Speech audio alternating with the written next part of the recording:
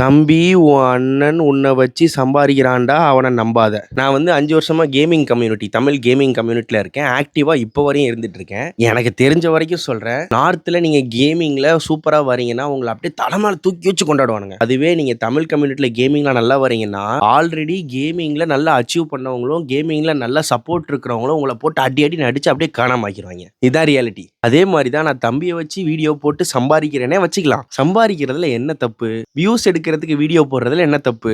YouTube பண்ற எல்லாருமே வியூஸ்க்காகவும் காசுக்காகவும் தான் யூடியூப் பண்றாங்க. இப்ப கமெண்ட் பண்ணற நண்பர், உங்ககிட்டயே 2 கை 2 கால் நல்லதா இருக்கும்னு நினைக்கிறேன். யூடியூப்ல இந்த ஜாதிக்காரன் தான் வீடியோ போடணும், இந்த மதத்துக்காரன் தான் வீடியோ போடணும், கருப்பா இருக்கிறவன் வீடியோ போடக்கூடாது, வெள்ளையா இருக்கிறவன் தான் வீடியோ போடணும்னு எந்த ரூல்ஸ் அண்ட் ரெகுலேஷன்ஸும் கிடையாது. வரைய தெரியுமா வரையறதை வச்சு வீடியோ போடலாம், குக் பண்ண தெரியுமா குக் பண்றதை வச்சு வீடியோ போடலாம். அப்படி நீங்க என்ன போட்டாலும் உங்களுக்குன்னு ஒரு செட் ஆஃப் ஆடியன்ஸ் கிரியேட் ஆயிருவாங்க.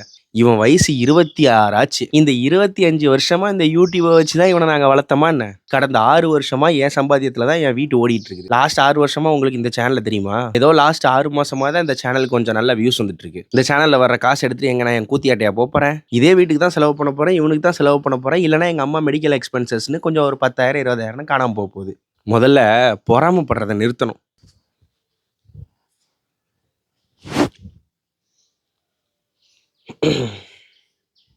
தமிழ்நாட்டில் மட்டும்தான் இவ்வளோ வன்மம் இவ்வளோ பொறாம இருக்கா அப்படின்றது எனக்கு ஒரு டவுட்டாக இருக்குது. நான் ஏதாச்சும் தப்பாக பேசியிருந்தேன், நான் மன்னிச்சிருங்க. கமெண்ட் செக்ஷனில் எதுவும் சொல்ல விருப்பம் இருந்தால் சொல்லுங்கள். மேலும் யூடியூப் ஷார்ட்ஸ் வீடியோக்கெலாம் கோடிக்கணக்கில் அள்ளிலாம் தந்துட மாட்டான். ஏதோ மாதத்தில் ஒரு நாள் குடும்பமாக நாங்கள் வெளியே போயிட்டு வரலாம், ஒரு சினிமாவுக்கு எதுவும் போயிட்டு வந்துக்கலாம். மேலும் எங்கள் வீடியோவை எப்போ பார்த்தாலும் ஒரு லைக் கொடுங்க, அது எங்களுக்கு இதே மாதிரி ஒரு ஹெல்ப்ஃபுல்லாக இருக்கும்.